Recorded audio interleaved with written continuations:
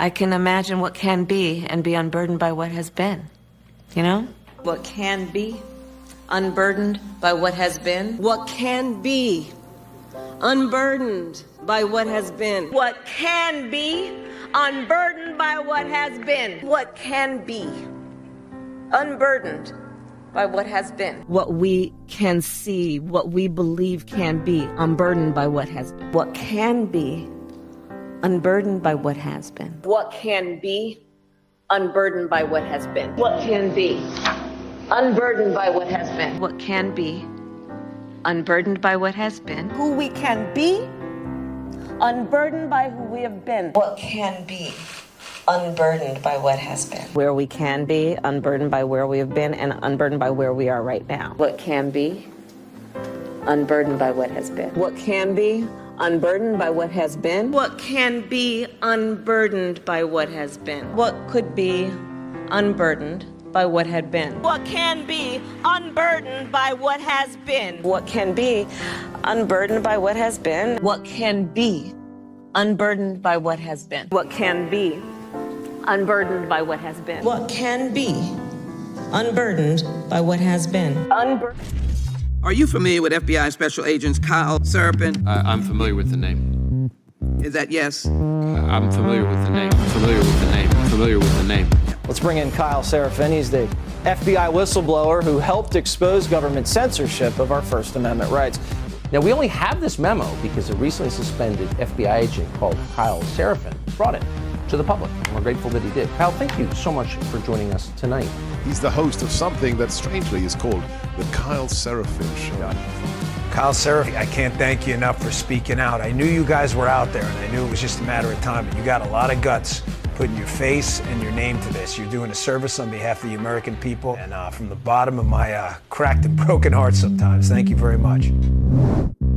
Take a look behind the curtain with a real whistleblower and American patriot. Prepare to embrace the uncomfortable truth because this program has no time for comforting lies. Here is civil liberties enthusiast, Second Amendment defender, and recovering FBI agent Kyle Seraphin.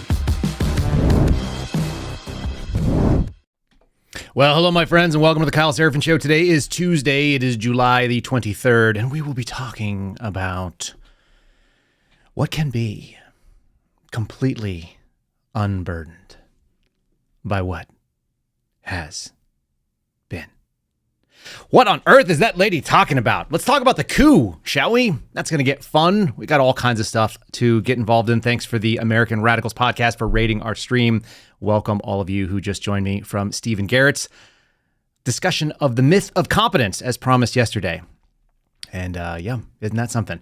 Today we're going to be talking Kamala Harris. What else can we do? We're going to be talking about Harris for Prez. We're going to be talking about Cheatle. This is the Secret Service director who got out in front of Congress and stonewalled them. I don't know if she's been having lunch with Chris Wray, if she's been hanging out there. She didn't give the ongoing investigation line as much as Chris does. But Kim seems perfectly comfortable digging in like a tick. So that happened. And then what are they distracting us from? Because we got a lot of fun to have. I mean, Kamala Harris is a comedy goldmine, so thank God for that. I appreciate a little bit of comedy in the news cycle. I'm not real comfortable with the idea of her being in charge of anything. But, hey, DEI hires have done worse. So, like, what could happen worse? Just maybe someone will just shoot at a presidential candidate or something. What could happen? What could go wrong here, folks? Let's get started off by saying thanks to my friends over at My Patriot Supply. They ask you to stop whatever you're doing and listen. Your God-given freedoms, folks, they are on the line. They are up for the taking. In fact, we're going to talk about that in a bit. Even worse, the ones doing the taking are the same ones that have sworn to defend said freedoms. They think they can violate your right to protect your family. They think they can force delusions on your children. They think they can control the media and the truth. So far, so good. They can't take away your self-reliance, your peace of mind. Do you have water filtration? You should. Have you changed and generated a solar panel? Do you have a solar generator? You should. Emergency food on your shelf? You can. You can get it from My Patriot Supply. They've served millions of American families, and My Patriot Supply is the most trusted name in survival for a damn good reason. Go to preparelikekyle.com. Right now, save $200 on their best-selling 3-month emergency food kit. Serves up over 2,000 calories per day. They are in practically unpierceable ceilings and packaging lasts you up to 25 years. It's delicious food. You can go to preparelikekyle.com, save $200 per kit, free shipping included. Preparelikekyle.com. You know what, folks? I bought 2 of these the other day. They shipped out inside of a week. I actually almost ran my pickup truck into the back of the UPS guy because he pulled in and blocked my driveway. That's a bold move, by the way, UPS. Don't be blocking the driveway when a truck that has the word move cut into the bumper is backing up. But yep, jumped in. We now have a stack of food as tall and twice as wide as me. That's not that tall, by the way, but 5'8", 185-pound guy, double that size. That's how much food we've got stacked up in our shelf now, on our emergency shelf. Check it out. You guys should look into that because seriously, it's getting real weird. So weird, in fact, that I created this. Kamala Harris. For the people. Who's that guy in the background? Who's in the ropes? We haven't seen Joe Biden since the 17th of July. That's a pretty good little vacation. I've been playing on social media a little bit. I've been kind of messing with folks and just saying, look, it's totally normal. The guy just had a bad debate. And then, he got COVID like you do. And then he just disappeared in the middle of a campaign season. He broke up with America via Twitter. He just texted us and someone said he ghosted us. The question is that a literal or a figurative ghosting? Ooh, that is a really good question. Have we been literally or figuratively ghosted by Joe Biden? Where the hell did that guy go? Luckily, he gave us proof of life via a phone call yesterday at the Biden HQ, the Harris HQ, the Kamala HQ for their campaign. She seems to have stepped into that very comfortably, didn't she? We're going to talk about all of that as well. And let's just pull up some polling. This is coming from Harris X and Forbes. This is July the 19th through the 21st. So that goes into the weekend prior to the weird announcement. It'll be really interesting because Donald Trump has not been running against Kamala Harris. Been running against Joe Biden, but in a hypothetical matchup, this particular poll shows Trump up by 9. I've seen other polls showing he's only up by 2 or 3. Kamala really hasn't gotten into the race with the full awkwardness that she encompasses. So I've assembled, for your viewing pleasure and your listening pleasure, some of the weirdest stuff. Let me start with the strangest take that I've seen, because I how are they going to spin this lady? She couldn't win the primary in her home state. She couldn't generate more than 3% of the Democrat vote. And they're telling us that the support for her is real. This is maybe the most fun article. This is coming from the Washington Post. I had a couple of people from the Washington Post start following me yesterday on Twitter. I don't know what that means. Maybe that means my profile's up, or maybe a hit piece is coming. This is an opinion piece written by Catherine Rampell. I normally go into the background of these people. I just took this one at face value. The article is entitled, "Yes, Kamala is a cop. This time, it could help her win an election. Her prosecutorial background could be a huge asset." I've seen this marched out by some of the leftist talking points, the people that sort of get whatever it is they're supposed to say, and then they all put it on social media in the exact same way. So, okay, she's a cop. They say this. Vice President Harris is a quote-unquote cop. As a guy who was not a cop, I was a Fed. That's a different animal, is it not? I was very clear. When I met cops that said, you know what, you're like police, that's a compliment. The left would use it as an insult. There is nothing cop-like about Kamala Harris. Nothing. I'm not even confident she's done any prosecutions. Our friend Bill Shipley has gone out there and said, hey, can we get a list of the actual cases that she tried where she was first chair and sat down and ran prosecutions? A lot of people can be quote unquote prosecutors or DAs and so on. That's a political job. You can be the attorney general and never actually run a single case. So you can be the one who is in charge of the office. You can have the title. You can have the security detail that goes along with it. Ooh. And never actually be a prosecutor. And by the way, I don't know any prosecutors that are thought of as cop. Not by cops. Even if you're allowed to carry a gun, you're not police. You don't have powers to arrest per se. And that's one of the weirdest things that happened. Even like in Idaho, we've gone over this story a little bit with the Patriot Front things. The fact that we've got some weirdo lady with a tranny child talking about, hate speech and so on. That's a U.S. attorney or an assistant United States attorney. That person is not a cop. So you can't be a prosecutor out on patrol. You're not a constable on patrol. You're not a cop. In any case, the idea that this would help her win is totally bizarre. They're out there touting the things that are good about her, quote unquote good. She's a woman. Apparently that's good. She's black. She's South Asian. She's a child of immigrants. She's a DEI hire, and that means that they can kind of throw that back in people's faces because of her incredible competency. Her incredible competency is something that I really wanted to touch on. Do you guys know anything about her biggest accomplishment? This might actually surprise you to learn, but her biggest accomplishment is actually her support for small business. I learned that this morning as well. I want to share this with you. What do you think has been Vice President Harris's biggest accomplishment as vice president? Well, look, I think she's done remarkable work across several important areas. Something that I think hasn't gotten much coverage is her passion for entrepreneurship, for wealth creation, for securing and stabilizing the middle class. She's traveled around the country to meet with small businesses and to talk with them about what it takes to get back to work, to grow a small business, to sustain the wealth and opportunity for a family. That's a really weird take there, Chris Coons, senator from Delaware. Apparently, she's been supporting small business. I didn't know that. Probably you didn't either. They were the ones, the Biden-Harris administration, that started forcing the mandates for COVID down on anybody. You remember they actually marched out some sort of an OSHA rule that said if you have more than 100 employees, I don't know why that's the number, but that's the number they came up with because arbitrary is how you wield power when you're a tyrant.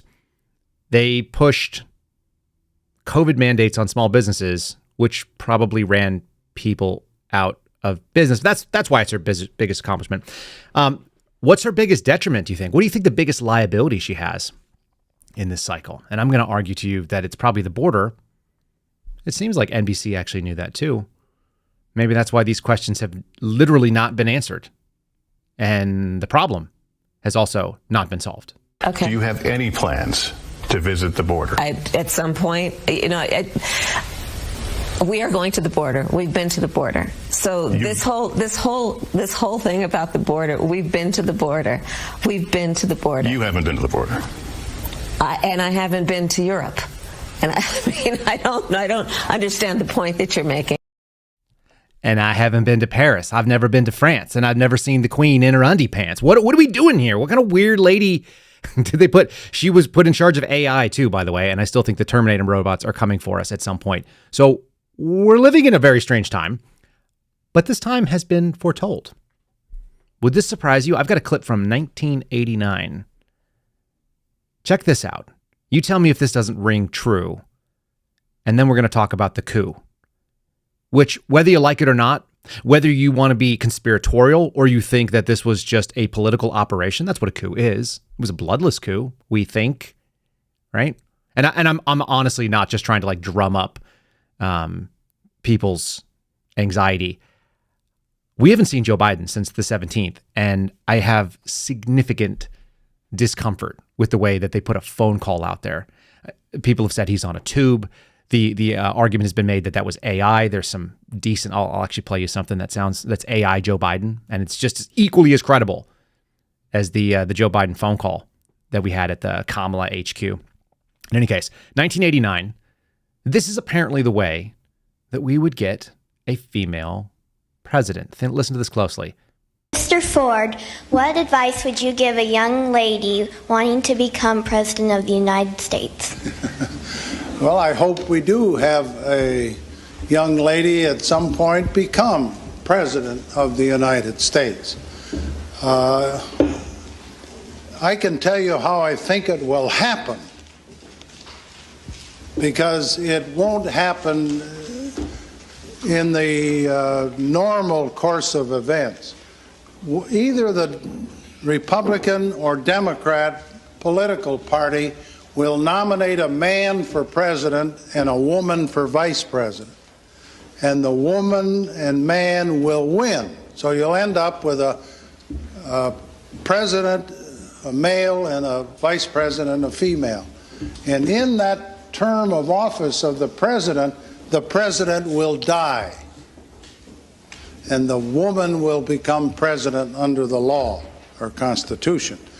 And once that barrier is broken, from then on, men better be careful, because they'll have a hard time ever even getting a nomination in the future. But that's the way it's going to happen, and I think it'll probably come sometime in the next 4 or 8 years.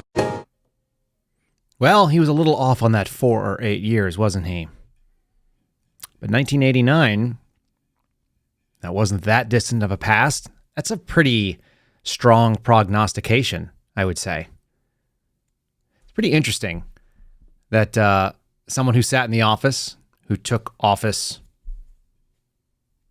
without being voted into president, might foresee that happening again. All right. Well, let's keep moving on because, of course, the most fun stuff is coming from the New York Times. I did the Washington Post a little earlier. The New York Times is really upset about the far right spreading baseless claims about Biden's whereabouts. And as Harris tries to figure out how she's going to deal with Donald Trump, which, by the way, you guys know, not like a Donald Trump cheerleader, but there is something very amusing to me about the idea of Trump versus Harris. She is such a lightweight when it comes to putting on her shoes and saying serious things that this is going to be really fun.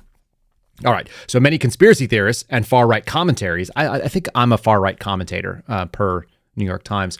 They've been spreading doubts that Joe Biden is even alive after he posted a letter resigning. Why would anyone think that he isn't alive after posting a letter? And then his proof of life is a phone call that may or may not be. Was it a legit phone call? Was that a live phone call? Why was it not a FaceTime? Why was it not a video call? We have that technology even from hospital beds. This is why we're all so suspect, because that bad actress who we've been hearing about, and we got all kinds of fun stuff to play for her, that bad actress also said that it was a phone call. It is so good to hear our president's voice. Joe, I know you're still on the call, and we've been talking every day. You guys heard it from Doug's voice. We love Joe and Jill. We really do. They truly are like family to us. And everybody here does. It's mutual. I knew you were still there. You're not going anywhere, Joe. I'm watching you, kid. I love you. I love you, Joe. It's so uncomfortable. It's so awkward. So the theory is baseless, as is confirmed by the New York Times. You know, this is the paper of record, folks. The theory is baseless. Mr. Biden, who learned that he had COVID on July 17th and has been in isolation ever since, called into a campaign event for Vice President Kamala Harris on Monday, and the two exchanged praise and some playful banter. They're just two people having a good time, you know, just friends that love each other, and a woman who talks to a grown man like a toddler. Can you hear the clap? You know who we talk to like this? Big boys. My 3-year-old gets talked to like this. Joe, are you watching? You hear this clapping? Can you see it? I'm watching. I knew it. Buddy, do you see it? Are you there? God, it's so weird. The funny thing is that fiction has been able to mimic real life in such a way, and then also people who are looking into the future could see this coming. If Gerald Ford could see this coming, there's no reason why the people in Hollywood could not. This is a little mashup. This is a show called Veep, which I don't have the stomach to watch, and I never have, so I apologize if that's something you guys really got into. I did not. But look at this. Isn't this kind of fun? This is Veep mashing up against Kamala Harris, and Polish Dog in our chat just said it's like a long SNL skit. Yeah, it really is. This is how weird it is. It's like an SNL skit. Enjoy this for a moment, awkwardly. My fellow Americans, words have many meanings, and sometimes instead of conveying our meaning, they can suggest other meanings. When we talk about the children of the community, they are children of the community. Well, we are the United States of America because we are united. And we are states. Talking about the significance of the passage of time. right? The significance of the passage of time. So when you think about it, there is great significance to the passage of time. Whatever we have in store cannot be known. The past was once the future. The future is, I should say, unknown. We got to take this stuff seriously as you are, because you have been forced to have to take it seriously. Obesity is a serious disease, and it needs to be taken seriously. You need to get to go and need to be able to get where you need to go to do the work and get home. I hope that clarifies the issue, and this can be the last word on those words. Certain issues are just settled. Clearly we're not. No, that's right, and that's why I do believe that we are living, sadly, in real unsettled times. Whoa. That was a good pivot, though, by the way, when someone tells you, like, well, they're not. And they're like, yeah, I know. That's what I just said. Classic political moves. Really strange. Where does she stand on issues? Does any of this stuff actually matter? How about this? They want you to know, as we have started from the beginning, we've talked about the Biden campaign being able to run on a simple set of issues. And I've got them on my desk here. You guys aren't going to be surprised. I wrote them down, and they're the same list that I wrote down months ago.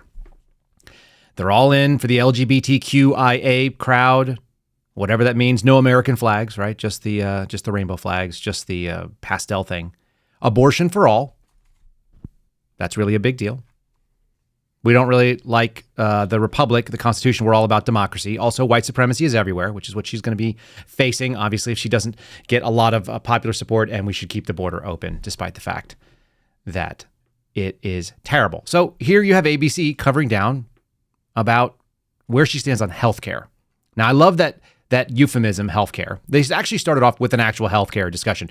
And it's not healthcare like the way that you're treated. It's actually healthcare whether or not we can pass Medicare for all. She's previously expressed support for a single-payer system, referred to as Medicare for all. She kind of walked away from it. Sounds like she may have some sympathies there.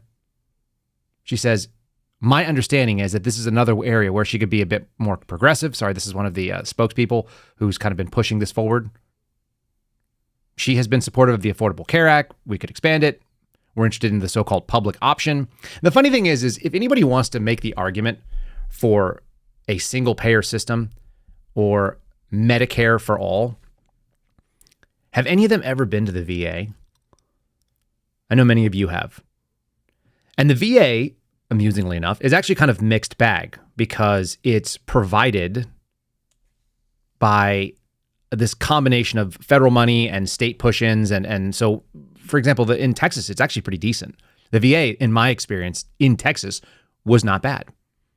And yet, when you go to New Mexico, it's god-awful and atrocious. So kind of like how functional your state is probably tells you how functional your single-payer system will be. Because it's not like the federal government's probably going to run out there and specifically manage all those. Also, massive amounts of fraud. Incredible amounts of fraud. Forget about the amount of Medicare fraud we have. The way the VA is fleeced is actually shocking. And they only have like a couple hundred special agents investigating it. You guys want to hear a little fun story? I actually applied for and was essentially like this far from being hired. Like they were showing me the office.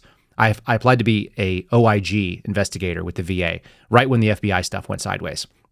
So I kind of got the inside scoop from people that had been in that organization for over a decade and what they did. And they're like, we find frauds for $5 million easily. And it'll be a equine therapy program. And when we look into it, we find out that not only do they not have the property for horses, they don't even own any horses. And they're not doing any therapies. And we're paying out $5 million a year for them until they get caught. And then there may or may not be prosecutions of it. It's actually fairly stunning the way that the VA gets its money taken. So opening up a Medicare for all, the sort of public option, that would actually give you the ability to defraud the government at such a huge rate. It probably would blow all of our minds. And of course, the second thing that's listed in this article, because the euphemism is always about abortion, is abortion. And she thinks that that is going to be a fruitful line of attack against Donald Trump's policies. You saw that the Republicans sort of just walked away from it on the national platform. Not a bad idea politically. For those of us that have like strong values, you have to vote in the states. The Supreme Court has thrown it back down where it belongs, I guess. And now if you want to live in a baby-killing state, you can do that. And if you want to live in a state that believes that people are human beings and that abortion is the same sort of sin as slavery, denying personhood to obvious people, then you're in that. But she's into that. That's her thing. And then the last one they talked about is prescription drug. I don't know why they always get into the prescription drug prices. I guess because they know that seniors are going to vote in inordinate numbers and that young people don't vote at all, generally speaking. But that's where they always want to talk about it. And a lot of the stuff was negotiations that Donald Trump actually had done, because the federal government does have massive purchasing power, because it is probably the single biggest payer for these sort of things. So they've been able to negotiate favorable rates in the same way that your insurance companies are supposed to negotiate favorable rates. The sad thing for a lot of these things is you can walk in and buy them over the counter for cheaper. There are plenty of stories of people walking in to a pharmacy and buying not the specific, but a generic of any given drug, and it'll be like $2. But if you had the insurance, your copay is $10. You get to copay either way. So whatever these things cost. And my buddy and I had this discussion. He's a physician. He's like, honestly, like all of the antibiotics you could need for a whole year, you can get change from a 20. If you go down to the Bahamas or if you go down to Mexico and you walk in there with American dollars, you can buy enough antibiotics to treat every illness and disease that your family would have for a whole year and get change from a 20. And yet most of us are paying hundreds and hundreds per paycheck, or we're paying tens of thousands a year, whatever that looks like. I remember the benefits package for the federal government was extreme. I think they valued it as something like $60,000 or $70,000. I'm sure that's some additional stuff in there too, like the matching on the thrift savings account, which is kind of like a 401k. But end of the day, is this really where they're going to try to hang their hat? The most interesting piece that I found about all this, by the way, which actually captured that sense of chaos that we have, came from CNN. I start my day there every day, the same reason that the FBI does. That's the reason why I do it. Let me go ahead and break away and say thanks to my buddies over at Patriot Coolers, and then we'll get right into this CNN story, which is, it's chaotic. There's no other way to say it. What is not chaotic is getting yourself one of these and staying hydrated. Things are going crazy. Let me put it on this side over here. This is my Patriot Cooler. This is my sealable 30 ounce with the cool Suspendables logo that is engraved with lasers.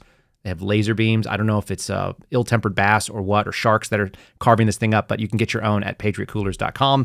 Website is patriotcoolers.com. The promo code is KYLE. It's Kyle. It's my first name. It'll save you 10% if you spend $50 or more. You'll get free shipping. Highly recommend that you guys check them out. You could also get yourself, if you want, right on the threshold of getting that free shipping, you can also add an extra lid, which is not a bad idea, or check into some of the bigger items. They've got stuff like the hard-sided rotomolded coolers. Those things are outstanding. And every purchase you make, not only do they support our show, but it also supports vets who need modifications done to their homes, people who actually serve this country, unlike the weirdos that we're talking about in the main news cycle of the day. PatriotCoolers.com. Patriot Coolers, promo code KYLE. And as always, thanks to Rose, who throws it into our chat. These are always in the show description, folks. Let's do this CNN story. This is actually, this was kind of fascinating for me, and I rarely say that. Usually it's sort of just nauseating. This was written by 3 people, not 6, like we saw yesterday.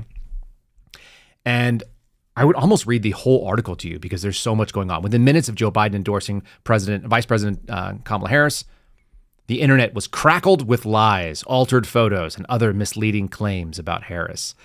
Yeah, that's what we need to do. It's all misleading. Some of the supporters of Donald Trump suggested that Biden was the victim of a coup. So they kind of try to debunk it by saying that's what Trump said. And then they basically lay out the case for what this coup looks like. And this coup looks like a woman behind the scenes and whatever political machination she has in her office took the opportunity while Joe Biden is not feeling well, even though he's terrible, by the way, and had no business running for office. They took the opportunity to let him raise as much funds as possible to get as much name support, put her out on the trail, run her around, and then they did the old switcheroo on us. They pulled the Indiana Jones, and they threw a bag of sand in for the gold-headed president, although it was fool's gold, obviously, right? So there's a slew of slickly edited pro-Harris videos that have proliferated on social media as her backers are trying to capitalize on the moment. How do they have those videos already? It takes a little while to put together slickly edited videos. The vitriol and the counterpunches are likely a preview of the final 3 months of this presidential campaign, where a furious battle to shape and smear Harris's image will play out at a moment when social media platforms have weakened the guardrails on disinformation. Remember, disinformation is false information that we know is false. Kamala Harris becomes increasingly more likely to be the presumptive presidential nominee. So what we found out is that she basically was running around the back end and she was securing all the delegates that would now be theoretically up for grabs, even though they are assigned to Joe Biden based on the primaries. They have now been untethered because he's no longer in it, so he pulls his name out. The thing that we have to consider still, and this is something that I brought up in episode, I think, 338, there are mechanical requirements, logistical applications that have to be considered about getting her name on the ballot. It's not like she just gets to pop in. It's not like there's an open spot that's for like D Democrat and anybody you put in is as good as anybody else. They are now going to have to fight in all 50 states to get her name to replace Joe Biden, who won the primaries in the states that he won, which is almost all of them. You guys are tracking that, right? He didn't even run through a real primary season, and his name is on the ballots until proven otherwise. So now we enter the lawfare realm where guys like Mike Howell and the Oversight Project over at the Heritage Foundation are going to get after it. They get an opportunity now to keep her name off the ballot in any of the 5 states that they said they wanted to do. And he's not dead that we know of. Joe Biden has just disappeared for a little while. So they're going to have to fight to put her name in. And that's going to involve lawfare, and that's why, thankfully, groups like Heritage are actually paying attention to this and have been predicting it for months. They've been working out a war strategy to roll out in the court system to tie this stuff into some litigation. It should not be as easy as the switcheroo right there. So now the question is, how many states are going to, by law, allow her to be on the ballot? I don't make a lot of recommendations that people donate to political causes or to think tanks or anything, but if you want to get involved in this, their war chest is actually going to be really important. And I haven't heard anybody else talking about doing that fight. So looking into what the Heritage Foundation, you can follow them at Oversight PR, that's Papa Romeo, Oversight Project on all the social media sites. You guys should see what they're doing. They're also doing their own independent investigation as best they can with the tools that they have, services and so on. They're trying to run down what happened on July the 13th. Depending on who's pushing that story, and I've seen some people that I don't have a lot of faith in saying, oh, obviously they were tied to the FBI. Look, it was one set of pings, like 7-8 pings in an area where there are a ton of people. If you guys have been following what they're about, they've basically said that there was a phone number associated with the address that the shooter from the 13th, Thomas Crooks, there was some phone number that visited him, but also went to DC and spent like a day running around Gallery Place where the FBI has an office. There's also like 11 stories in that building. The FBI has one of them, if my memory serves. I don't think they have more than one. And they've got, dozens of people that are there, but you don't bring sources in. You don't bring operational people. The only way that would actually work mechanically, so is if somebody had what we would call a burner phone or a source phone, and they left it on and then got to the edge of like where they should have turned it off, and then they turned it off too late, so it was so close to the office, and then they went and put it in. The way that I used to run my source phones, by the way, is like I would just leave them off. I would leave them wrapped in tinfoil. They'd be sitting in a box that was made out of steel, probably in the, with the battery out of it. And then you would drive until you got to where there was a bunch of people that was nowhere near where the office was. Then you can activate the phone. You can make all of your phone calls. This is simple tradecraft. This is not that complicated stuff to do. If you guys read things like Extreme Privacy, they talk about this as well. You don't want to bring your mobile devices that are going to ping against different Wi-Fi routers and give ad service, data about your phone and your location. You don't want to do that anywhere that is sensitive, and that would include government buildings. So unless there's really, really bad tradecraft, and there is, by the way, the FBI is super lazy about this kind of stuff. There's people that make calls right from inside the office, not for sensitive stuff, and generally not for like domestic terrorism type investigations. They're generally a little bit better. Why? This is the stupidest reason ever. Because people in the FBI love to get out of the office for some reason. It's the same reason why they'll come and knock on your door. It's just to have an excuse to not be stuck in the office, for whatever that's worth. And I do think that is a real thing. Let me throw this on the screen here too while we're talking about it, because there's a story that came out yesterday that I wanted to kind of touch on briefly. We'll put this up here on the screen. This is a letter from Josh Hawley talking about the failures on July the 13th. I didn't actually plan on going this route, but I remembered I wanted to talk about it. Letter that he wrote yesterday, essentially stating that the Secret Service agents that were supposed to be on the slightly sloped roof were not there simply because it was hot and they were uncomfortable. So then they went inside. If you want to hear the most likely government explanation, it is someone being lazy in the course of their job and refusing to do it. Now, meanwhile, I spent every single hour before and after Trump's inauguration on my feet in the cold, in the rain, in the wet, on boots that didn't belong, marching around like that. I had such sore feet afterwards. That's just what you do. That's the job. So did all the Secret Service. So did the people that were with me. You're just uncomfortable. We did it for the State of the Union. It's freezing cold. It's wet. It's DC. It sucks. We don't generally have like the right amount of, we don't have any official gear on there. So I would put on body armor and then put on a big hoodie or whatever. End of the day, that's what you do. You just go do the job. If it sucks, it sucks. And then you just try to dress better next time. If it's too hot, too damn bad. You notice that there were sniper teams that were up on the other roofs and they did it just fine. The idea that someone just walked off their post, that is the most credible explanation I've heard. And somebody obviously went in a whistleblower way to Josh Hawley. Stepped in and said, hey, this is the story. This is what happens. This is going to have to keep happening. The problem is that these House and Senate Republicans take that information as whistleblowers and they immediately give it back to the FBI and they go, hey, this whistleblower said this. And they go, well, who's the whistleblower? And then they go, oh, well, this whistleblower. And that person gets fired. So never rule out laziness, incompetence when we're talking about federal, state, and local government. Malfeasance is much, much, much higher on the burden scale. We have to prove that. The idea that people are lazy and don't do their job well, that's the minimum. And that lends towards what I talked about, tolerance stacking. The idea that people were at the lowest level of their performance, a couple of them together means the machine doesn't work. You guys can go back and listen to that when we talked about it. I think that was on last Monday's episode. But there's something very real about that. And that's more serious. Unfortunately, the woman who is directing Secret Service is not serious. Doesn't appear to be serious. She's really good at stonewalling, though, isn't she? Did a great job on that. See if I have any other. Let me play a couple other Kamala Harris things here. There's a whole discussion about whether we've entered this era while we're kind of wrapping up the idea of Kamala Harris. The internet has entered the Kamala Harris coconut tree era because young people have discovered this video where a really awkward woman, one of the worst possibilities to put out in public life, said really awkward stuff. It's not an era when she actually is terrible.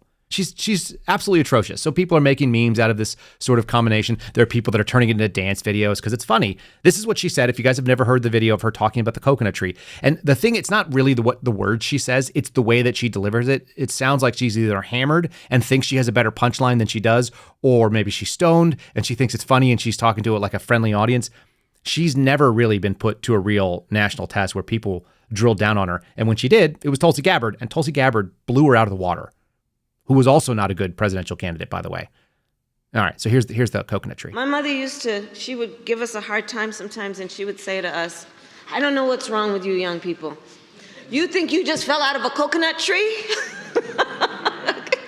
You exist in the context of all in which you live and what came before you. My mother... It's so bad. And it's so awkwardly weird that she does this kind of stuff. I don't know where... She must not have speechwriters, or her speechwriters hate her. And we've heard that people do not like her that work for her. So maybe that's what's going on here. But the cackling, the awkward joke, that moment when you know that the joke you made was supposed to give you a laugh line. It was supposed to give you an applause line, and it didn't land. And so you're just like, I'm going to fire the person that wrote that. Yeah. And you guys are saying it, like the turnip truck and all the other. There's a lot of little weird sort of euphemisms and little sort of colloquial sayings that people have. I've never heard of, did you just fall out of the coconut tree? But there you have it. Let's pivot on, because this is also pretty frustrating. This is the other piece of the news cycle. And then I'm going to talk about the things that are not getting talked about, which are truly threatening. Representative Macy went and did like a wannabe viral moment where she calls out the Secret Service director. I didn't actually like that very much, so I'm not going to play her clip, which was tailor-made for this kind of stuff. What I want to do is play a little clip of the testimony, and if you listen to it, you basically didn't get anything out of it. It was a bunch of grandstanding. I'm sure we'll see some strongly worded letter. The only thing that I did take away was bipartisanship. And I got to be honest, I looked at Josie, the redheaded libertarian's take. I had Tracy Bean say the same thing this morning, and I have the same instinct. So when three different people that didn't kind of compare notes have that, when everybody is on the same page on the left and the right, when AOC agrees with what I think about getting rid of this lady, like, what's going on here?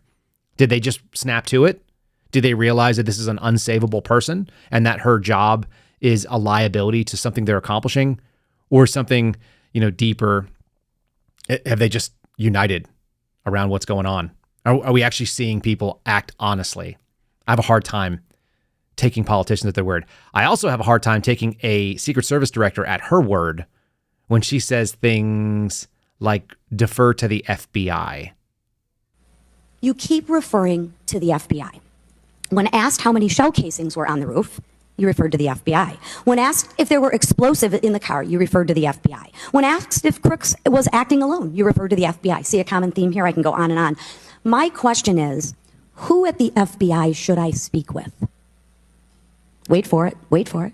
The FBI is responsible for the criminal Is there a name? I'm not certain. I'm not certain. Who at All right, here we go. I'm not certain. I don't know. Let me ask a different question. Have you been in communication with the FBI? Yes, I have. With whom? I speak with the director and the deputy director. Okay. And what have they shared with you about this investigation? So I'll give you an opportunity to answer again. Did they share with you how many shell casings were on the roof? They have shared with me the Did they share with you how many shell casing were on the roof? Yes. Okay, how many were there? I would refer to the FBI for how many were there? And their information that they need to share in their investigation. So they've shared the information with you. You just don't want to share the information with us, correct? We have concurrent investigations that are going on. So they have shared this information with you. You know the answer to the question. You just refuse to answer the question from the member of Congress who has subpoenaed you to be here. Is there a different answer to that question? I was always willing to come here and testify before this oversight hearing. Beautiful. Then let's do that. Let's for once have your actions match your words. So you've been in communication with the FBI. You know the answers, and you refuse to tell us the answers. So I will ask you again. You know how many shell casings were on that roof. What is the answer to that question? I think it's pertinent. What is the answer to that question? I think it's pertinent to talk to you about the information that the Secret Service has and that the Secret Service knows related. I'm asking you. It goes on and on and on like that. She is stubborn and she's obstinate and she refuses to give answers. The reason why they do that is because nothing ever happens. They don't ever face consequences for this stuff, y'all. Look at Chris Wray. Will straight lie to Congress. Look at people in our story. There's going to be a little bit more coming out about her today or in the next day or two. Jennifer Moore goes to Congress, says things that are false, demonstrably false, provably false, that she knew was false or had to know. And then what? What happens? They retire. They get a pension. No big deal. They just move on. How about this stuff? This is actually coming from the Los Angeles Times, of all places. Authorities saw a gunman on the roof 18 minutes before Trump steps on stage. That seems pretty troubling. When there's no daylight between the parties, when you say that this person is so incompetent, we have a real issue here. 18 minutes, that's unacceptable. That is an unacceptable security lapse. Now, that goes fast in a real operation. 18 minutes goes by like this. Sometimes the show goes by like that for me. I understand that things happen quickly. But there's no reason why he should have gotten on the stage then. Never go towards the nonsensical, this is all the things that happen. There's people talking about how there had to be all these extra shooters. Why? They all missed then. So you had all this levels of fail-safes for more incompetence? Or is it more likely that the security was just not competent? And what's truly incredible, as was just mentioned in our chat, she still has her job. T-Mom says this. Yeah, she still's got her job. There is no consequence. Congress doesn't have the ability to get rid of her, or at least they don't have the stomach to get rid of her, even when you have a unified front. This is, who is this? AOC? AOC is going to rip you one? A woman who loves to defend other women? I mean, what is going on here? My buddy Phil says that it's because she hasn't come up with the idea on her own, and that by pushing her, you're actually making this take longer for her to resign. There were also questions saying, listen, after Reagan was shot, you resign the next day. When you fail in a zero-fail mission, somebody falls on their sword. We haven't even seen any resignations, not a DD, not a second tier, not the top of the detail being reprimanded. These people know that they are on beyond reproach because that's what federal jobs are. Federal jobs are things you can't get removed from. Listen to this nonsense. Here's the AOC. So the notion of a report coming out in 60 days when the threat environment is so high in the United States, irrespective of party, is not acceptable. And I think it's very important to understand that. This is not theater. This is not about jockeying. This is about the safety of some of the most highly targeted and valued targets internationally and domestically in the United States of America. So the idea that a report will be finalized in 60 days, let alone prior to any actionable decisions that would be made, is simply not acceptable. It has been 10 days since an assassination attempt on a former president of the United States, regardless of party. There need to be answers. Again, this party, this committee, this is not a moment of theater. We have to make policy decisions, and we have to make them now. We do. And that may be and that may require legislation.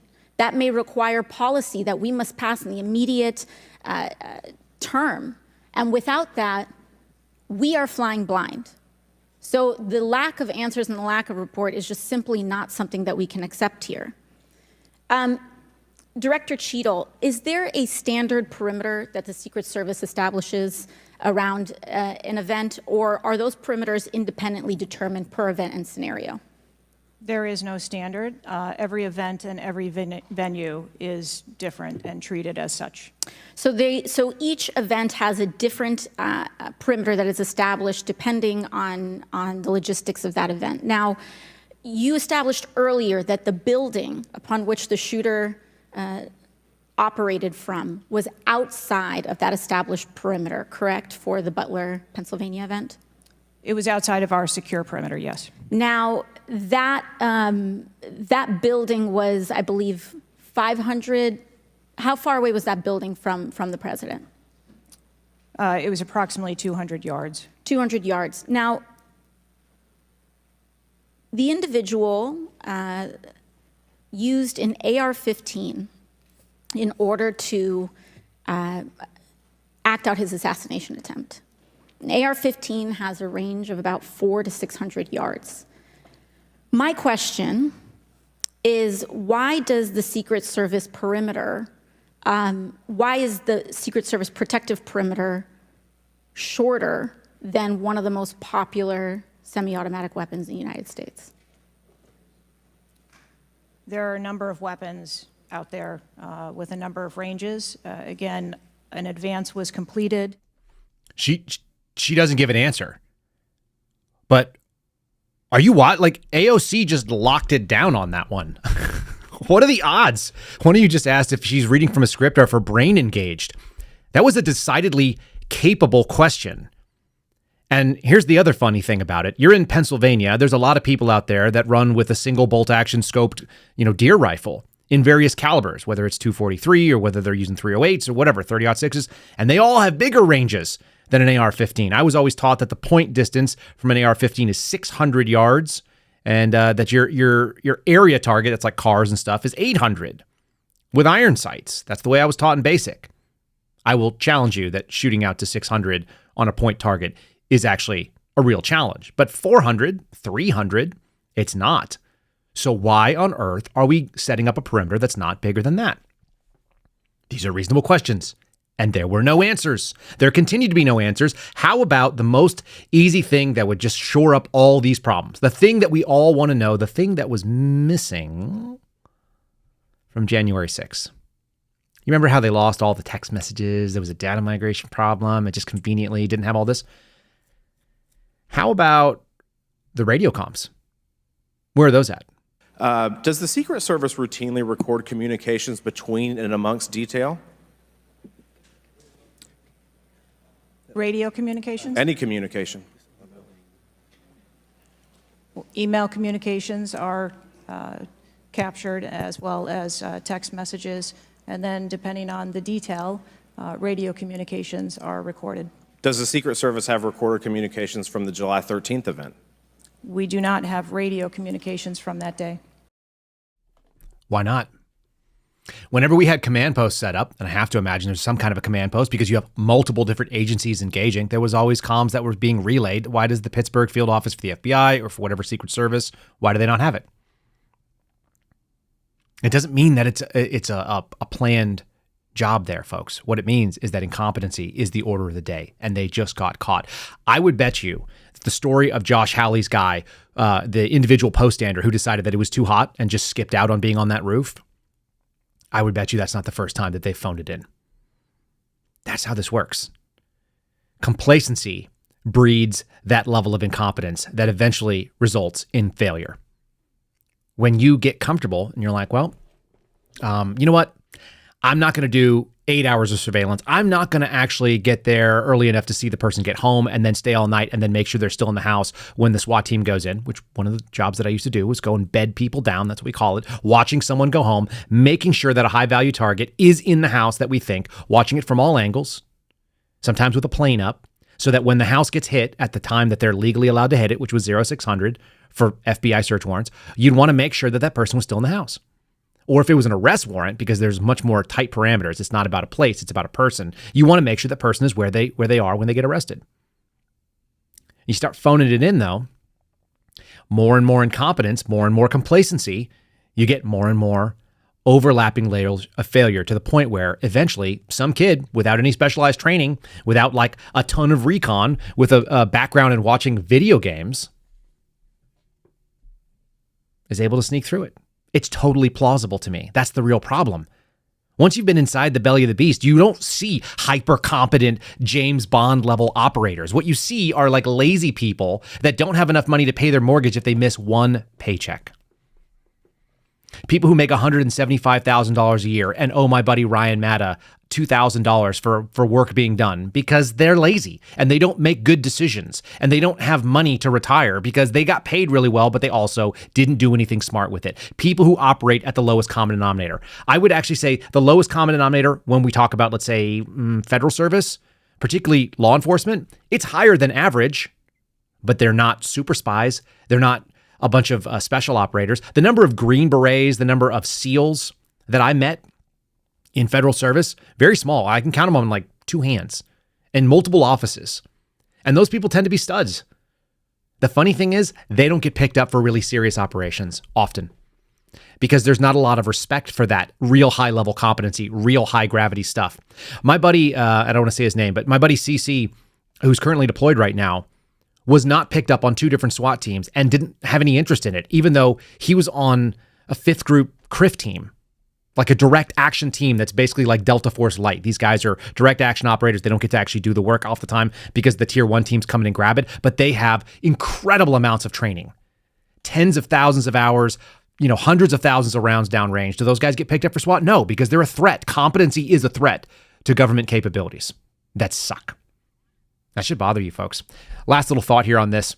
We had Byron Donald say this is gross incompetence, but more importantly, I think it's funny. The Secret Service Director, Kim Cheatle, actually said the following, and this came right out of this little article, so I'll throw it back up here. Again, Los Angeles Times quoting. She said, "I'm here today because I want answers." And Jim Jordan cut her off and just said, "I don't think you've answered one question from the chairman, from the ranking member, or me." She just gave vague and non-responsive answers because she knows she can get away with it. And that is really the trouble with a lot of this stuff. I want to say thanks to my buddies over at Catholic Vote who keep this program going. If you guys have not checked them out before, The Loop is an outstanding email. You will get lots of news. You will get lots of values-based, non-propaganda, just good reporting. Faith, family, and freedom are the values that guide my friends over there. CatholicVote.org is how you get there. You can sign up for The Loop and get it in your email, or you can just hit CatholicVote.org/loop. Just type that in and you'll actually be able to read The Loop without even giving them your email if you want to do that. They make it available to you. So you can bookmark that page and you should do that if you're smart. Again, faith, family, freedom, the values that guide my buddies over there. They're all in. They've endorsed Trump and they're trying to get the Catholic vote out. That's what they do. They're an advocacy group that is trying to get Donald Trump elected. So if you're interested in that, you guys want to support what they're doing, getting the Catholic vote off the couch, out of the pews, into the ballot rooms, or into the battle box, as Joe Biden said, that would be very effective. They've done a lot of research on it. It's targeted types of movement. So check them out. And if you want to financially support them, CatholicVote.org/give is the route. Links are in the show description. And also our little program that we do called Between the Lines is over there. Let me get my my last little thought together, because this is what we're not talking about right now. And this actually kind of is where real danger lies, especially when Americans are distracted. So in the last 5 minutes here, I want to try to do this. Democratic senators seek to reverse Supreme Court decision or ruling that restricts federal agency powers. Do you remember how we had this really nice movement in favor of freedom and devaluing the government's opinion, that the Chevron deference, this 40-year-old precedent from 1984, was finally knocked over? You got people like Elizabeth Warren introducing bills that would restore that previous standard under federal law because the case law has been overturned. This is them attempting to codify this. You'll be shocked to know that there are 9 other Democratic senators who have decided to write this thing up, including Bernie Sanders. So when the far and hard left want to go after it, they always make arguments saying giant corporations are using far-right unelected judges to hijack our government and undermine the will of Congress. How about people don't want to see tie goes to the government when they go and they bring a case? And the people that are actually winning these things are not giant corporations. It's like little guys like Mike Cargill, who owns a single gun shop. I heard that Kamala Harris was actually really good at supporting American entrepreneurs, by the way.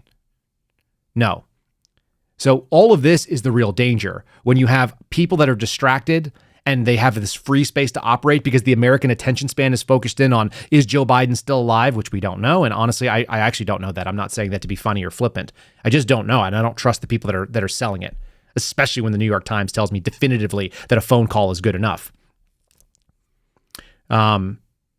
This stuff, we get distracted from it. And so the real issues will continue to be the same issues that I've had on this notepad since we started talking about this campaign. We need to be worried about all of those: open border, the garbage talking about division and white and racial, supremacy or white supremacy and racism in this country. The fact that they are trying to push a democracy over and over on the American people and not a constitutional republic. And then lastly, and this is the thing that is going to be the perfect line of attack, because Harris has to own. And you're even seeing guys like Pete Buttigieg walk out there and try to own the reputation of Joe Biden. Joe Biden's reputation was garbage. And the reason why is this. And this is something coming from my friends over at CNN. My favorite, this is somebody named Matt Egan. I don't know who that is. Matt Egan says 39% of Americans worry that they can't pay their bills. This is where the rubber meets the road. 1 in 3 Americans have had to take on extra work, when over a third of the people that are American citizens have to go out there and get another job just to be able to stay floating. That's how you know that there was a failure in these last couple of years. The economy is always the thing that people are going to be either motivated or not motivated on, and I would love to see just a refocus. Yes, the border is a problem, but the border actually has just exacerbated the money problem, which is to say it's put a bigger stress on the poorest of the working class. It has dragged down the lower income groups into fighting with people who are getting free government healthcare, free government housing, free government living assistance on various things for food. I mean, you can go out there and underbid a job pretty easily when you don't have to worry about your basic needs. In the meantime, Americans are going out and getting 1/3 of them now saying that they're going after and getting additional work on top of whatever their day job is.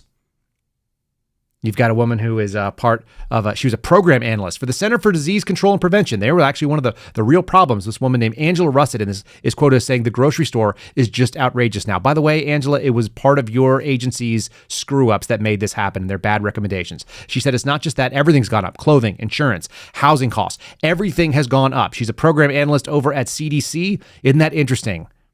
When people that are aligned with federal government programs, that get federal government programs, realize federal government programs are in fact causing them problems. And they're not there yet, but they're starting to see the effects of what their bad decisions and what their bad agencies have done. That is a massive crisis for Democrats because they're the party in power and they're the ones that have been pushing it. So that's what I'm going to say. That's what I will leave you with on this particular thought.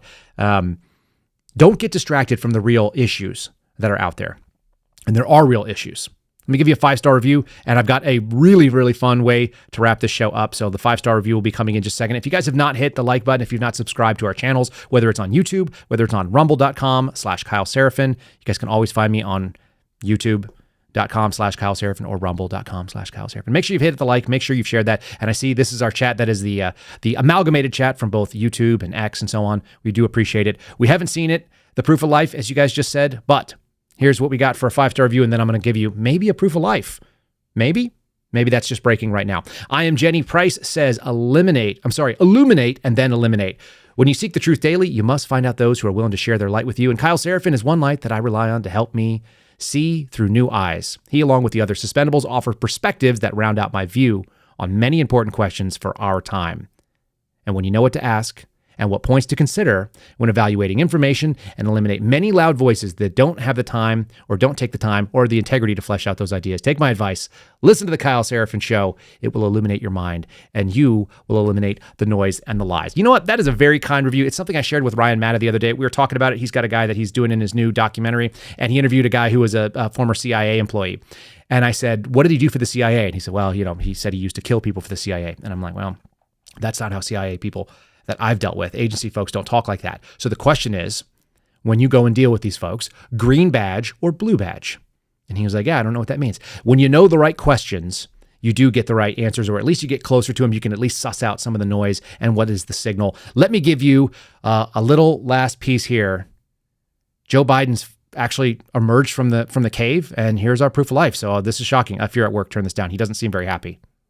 My fellow Americans, I want to take a moment to address some of the hateful shit you've been talking about me. Many of you have said I am suffering from brain worms, or that I have applesauce for brains. Well, I won't mince words, so here it is. Fuck you. You're all a bunch of faggots. End of quote. Repeat the line. So enjoy President Cackles or President Booty Juice? I really don't give two fucks anymore. Biden out. Whoa! Biden. That was the most that I've heard him say of any sort of coherence since this has all gotten started. All right, I hope you guys like that. I'll put it out on social media. I don't know who made that, but shame on them. Shame on that nonsense. All right, that's what we got for the day. We will go. It looks like someone is saying that maybe that Cheatle just resigned. I'm seeing Jigsaw Massacre. If that's the case, we'll have more takes on that and what she ended up doing. I mean, she should. So hopefully that's true. I will verify, and we will get more to it tomorrow. We only have so much time every day. Use your time to hug your loved ones. Tell them that there are more important things in the world than politics, and make sure you are praying for America. That's my final thought for the day for you guys. It is so important. Let's get out there and do America as an action verb. Seraphin out, Biden out. All right, God bless y'all. Thanks for listening to The Kyle Seraphin Show, streamed live weekdays on rumble.com/Kyle Seraphin. Follow Kyle on Twitter, Truth Social, and Instagram @Kyle Seraphin.